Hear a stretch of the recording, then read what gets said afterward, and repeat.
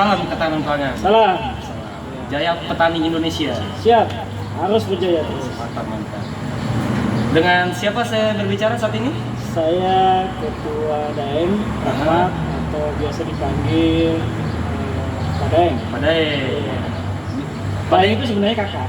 Jadi Itu kalau kakak? dipanggil Pak Daeng, Pak kakak. Kakak, itu Jadi bahasa panggilnya Daeng aja. Oh, itu bahasa dari mana? Daeng. Bahasa dari Sulawesi. Sulawesi. Kebetulan saya asli Sulawesi. Mantap, mantap. Padahal nama saya Davi Daeng. Davi, siap. Ya. Pantas mukanya Davi.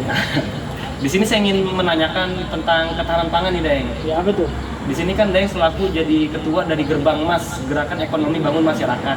Dan di sini saya ingin menanyakan apa yang dimaksud dengan ketahanan pangan dan mengapa hal ini penting bagi suatu negara atau komunitas. Iya, kita harus sadari bahwa ketahanan pangan ini sangat urgent untuk kita jadikan konsen kita bersama. Karena semakin hari semakin perkembangan zaman, kita akan makin kekurangan pangan. Kita akan makin krisis dengan pangan. Dengan seperti Davi lihat mungkin di seluruh negara mulai ada banyak peperangan, banyak pertikaian, horizontal, sehingga antar negara dengan negara yang lain seperti ini membuat pangan itu penting. Contoh seperti yang kita lihat kemarin, Rusia dengan Ukraina, kita akan sulit mendapatkan kebutuhan-kebutuhan yang kita butuhkan dari Ukraina maupun kebutuhan yang kita butuhkan dari Rusia. Nah, itulah kenapa kita butuh ketahanan pangan. Ketahanan pangan itu dalam artian apa? Kita sebagai rakyat Indonesia punya upaya dan daya tahan untuk bertahan dari sisi pangan. Oke. Jadi paling tidak betul perut bisa bertahan. Kondisi apapun kita bisa bertahan dengan apa yang ada di sekitar kita. Itu prinsip ketahanan pangan. Baik melalui kita membudidayakan pertanian, perikanan, peternakan, atau kita mengolah dari hasil-hasil itu semua menjadi nilai ekonomis yang bisa membuat kita bertahan. Bertahan itu ya itu prinsipnya kita berdaya guna dan bermanfaat guna. Oke. Dan terus kalau untuk saat ini nih kondisi ketahanan pangan di Indonesia tuh bagaimana sih, Daeng? Untuk saat ini di negara kita nih? Saya kira kesadaran ini sangat tinggi ya dari masyarakat kita, seperti apa yang kita lihat saat ini di Kementerian Pertanian sudah mulai menggelontorkan beberapa program-programnya. Bahkan asta-cita dari Bapak kita Presiden Prabowo Subianto itu adalah salah satunya bagaimana rakyat Indonesia punya gerakan ketahanan pangan. Oke, mantap. Baik itu sisi pertanian, perikanan, peternakan, dan diharapkan juga masyarakat Indonesia tidak malas untuk bergerak di ketahanan pangan. Musuh kita cuma satu, tapi Apa? musuh kita itu kemauan. Kemauan. Ada kemauan tidak? Ada kesadaran nggak? Tidak. Kalau di pariwisata ada namanya gerakan kesadaran sadar wisata atau Bakparis. Di ketahanan pangan harus ada gerakan ketahanan pangan, gerakan sadar ketahanan pangan. Iya betul. Soalnya kan saat ini juga anak muda Gen Z nih sekarang nih. Nah, iya. Itu kagak memikirkan tentang ketahanan pangan dia tuh. Iya, Rata-rata taunya makan aja. Makan aja itu. Dia taunya nasi udah jadi dia. Betul, Dia betul, tidak tahu betul. prosesnya bagaimana. Betul. Sehingga dia tidak menghargai satu butir nasi. Iya. Tapi bagi orang-orang petani-petani seperti teman-teman kita yang di daerah sana itu sangat menghargai namanya sebutir nasi. Bahkan kita itu tidak ingin lagi namanya ada sampah yang terbuang. Kita olah menjadi makanan. Bukan sampahnya kita makan, tapi sampahnya kita olah dengan maggot. Nah, bisa untuk makanan, untuk peternakan, perikanan, sehingga hasil dari ikan dan peternakan kita bisa makan. Berarti selalu dapat income di situ ya? Ya, kita mencari value-nya, nilai tambah. Betul. Ya kan? Iya. Yang susah ini kadang-kadang Gen Z itu maunya terima instan. Betul banget itu. Kita terbiasa, bahkan mie-nya aja mie instan. Iya. Kalau itu paling memanjakan kita, Betul. sehingga kita malas untuk berinovasi. Betul. Apalagi kan sekarang zamannya teknologi nih. Betul. Nah, jadi Gen Z itu udah terpacu dengan teknologi. Dia nggak tahu tentang ketahanan pangan, saya lihat tuh. Iya. Seperti anak muda zaman sekarang mungkin pada nggak bisa cangkok pohon mungkin ya buat tanam-tanaman yang lain gitu. Padahal kalau kita lihat di YouTube banyak hal yang bisa kita dapat pelajaran dari situ. Pengalaman petani-petani kita, pengalaman aktivis lingkungan kita tentang bagaimana mengolah sampah menjadi salah satu inovasi sumber makanan untuk ternak, perikanan dan pertanian, untuk pupuk pertanian. Itu sudah ada semua di situ. Tapi tidak ada kemauan untuk mempelajarinya. Mungkin masih minim, mungkin saya salah, mudah-mudahan saya salah. Saya yakin masyarakat punya kesadaran ketahanan pangan. Dan ini menjadi satu motivasi buat kita semua. Nah, kalau untuk cuaca iklim itu mengaruh nggak buat ketahanan pangan? Menurut saya begini, seorang penggerak ketahanan pangan jangan terpaku dengan alam, bahkan harus menjadikan alam itu sebagai pacuan. Bagaimana kita bisa mengimprovisasi atau membuat inovasi, bagaimana mengatasi kendala-kendala lingkungan. Ya, ingat selalu kata-kata orang tua kita bahwa Nahkodayang Ulung itu bukan lahir dari laut yang tenang, tapi lahir dari laut yang penuh badai, topan dan macam-macam, sehingga mereka bisa terbiasa menghadapi tantangan, tidak mengeluh dengan tantangan. Mantap. Itu. Dan lain gini, saya ingin menanyakan juga dari gerbang emas ini, dari ketahanan pangan ini, selain Maggot ada lagi gak? Banyak. Apa aja itu, boleh? Banyak. Jadi contoh kita bekerjasama dengan beberapa pengusaha-pengusaha di sekitaran gerbang emas ini, kawasan ini, bagaimana kita berbicara tentang bagaimana kita bisa boleh atau diperbolehkan memanfaatkan sampah-sampah organik mereka untuk kita kasih makan kepada maggot kita. Nah, kita tetaskan, kita jadikan dia bibi maggot, ya kan, menjadi maggot. Nah, dari maggot itu dia akan menjadi makanan untuk ikan. Yang tidak dimakan oleh ikan sudah terlanjur menjadi prepupa, bahkan bisa menjadi BSF. Itu kita budidayakan lagi supaya dia bisa bertelur menjadi baby maggot lagi. Nah, ini jadi membuat linkage lingkungan, sehingga lingkungan itu minimal gerakan-gerakan seperti ini bisa mengurangi sampah-sampah organik yang ada di masyarakat. Jadi jangan sampai lagi terpikir sampah organik itu bau, sampah organik itu menjadi masalah. Ini bagi saya sangat orang yang tidak bersyukur dengan keadaan. Harusnya dengan itu buat tadi inovasi. Dan itu juga masih bisa diolah lagi. Bisa menjadi olah lagi. Bahkan sekarang kalau makanan maggot itu makanan yang sehat, dia bisa dipakan oleh manusia. Maggot itu sendiri Bisa buat manusia? bisa. Limbahnya bisa untuk apa? Pupuk dari maggot, pupuk dari azolla, pupuk dari wolfia, pupuk dari lemna dan makanan-makanan alternatif lainnya. Sama dia mengandung protein dulu. Jadi jangan terpaku dengan makanan pabrik. Proteinnya sangat tinggi itu berarti maggot. Tinggi, bahkan di atas 50%. Dan gini juga deh. Untuk saat ini gerbang emas ini udah memproduksi maggot yang sangat banyak. Belum, kita masih baru mencoba. Mencoba dan berinovasi. Alhamdulillah kita sudah mencoba beberapa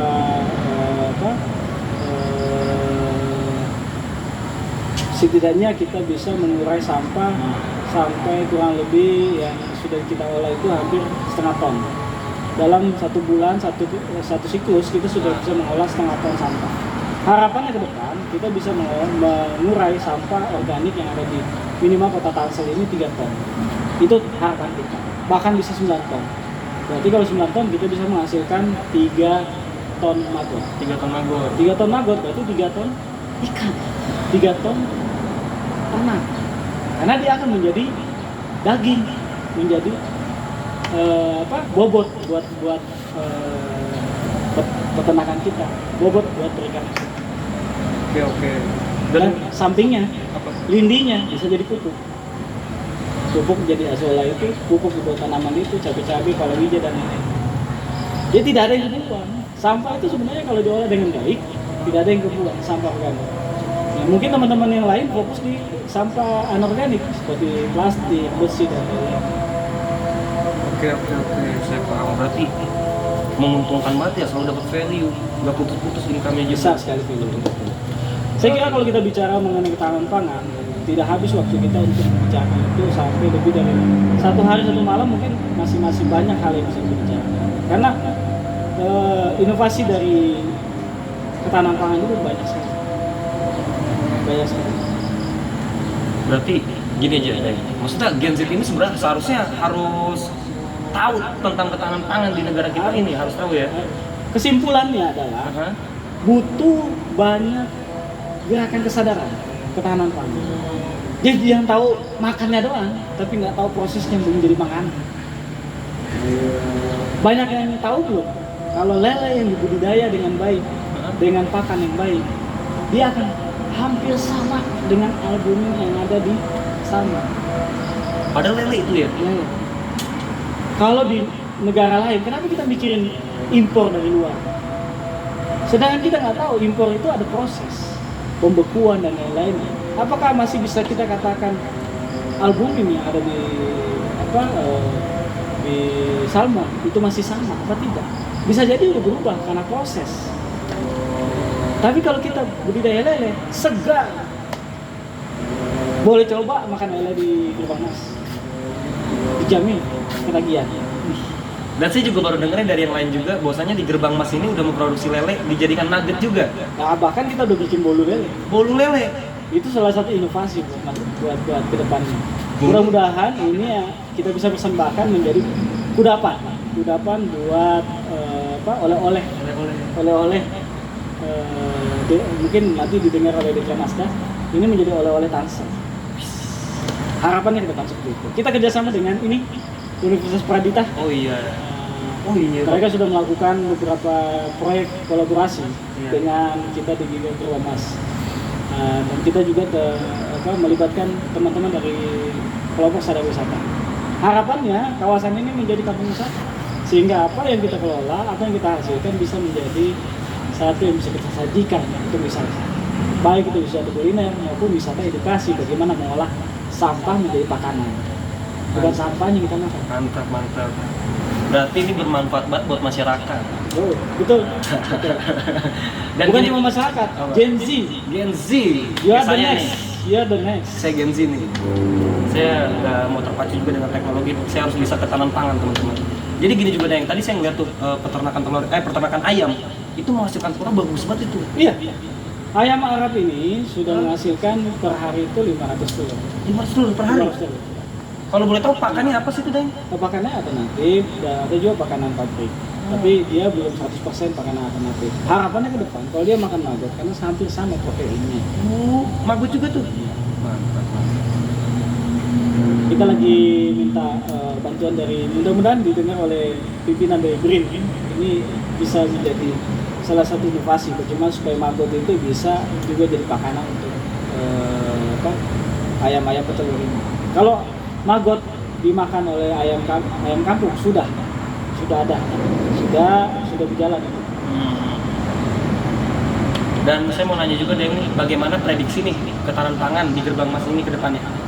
Selama itu ada campur tangan dari Pentaheli, dari pemerintah, kita ini komunitas, dari pemerintah, dari akademisi, Pradita sudah datang. Mudah-mudahan ke depan ada universitas yang lain yang tertarik untuk berkolaborasi dengan kita. Selain itu juga instansi-instansi yang lainnya atau institusi yang lainnya yang termasuk menjadi pilar Pentaheli itu sendiri. Karena membangun satu gerakan kesadaran tidak bisa sendiri, tidak bisa juga cuma menggunakan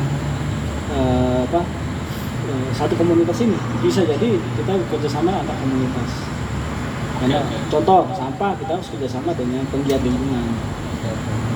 Dan saya mau nanya nih Deng nih, apa sih untuk generasi muda nih, Gen Z kita nih, bagaimana untuk berkontribusi di Gerbang Mas ini, kayak gimana caranya? Minimal bantu masuk ke channel kita, like dan subscribe, dan coba juga banyak berkunjung ke sini ke Gerbang Mas, lihat apa yang bisa kalian diskusikan di sini. Mudah-mudahan kalian punya pemikiran-pemikiran lebih bagus yang bisa menjadi bahan kajian untuk kita berinovasi selanjutnya. Oke. Dan di sini Daeng dibantu oleh alat teknologi juga nggak? Sementara ini kita sudah mulai memanfaatkan teknologi, cuma memang belum teknologi yang canggih.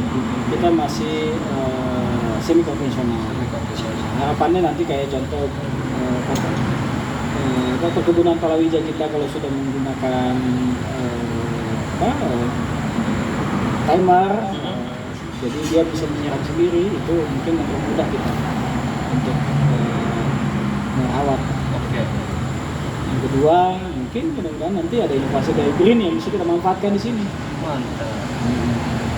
Dan untuk saat ini ada gak dari kedinasan yang sudah mampir ke sini udah atau Oh iya, ya Dinas Ketahanan Pangan, terima kasih Pak Kades YP atas supportnya selama ini, dan pengurus saya Ibu Ida bukan main ya, sangat membantu sekali.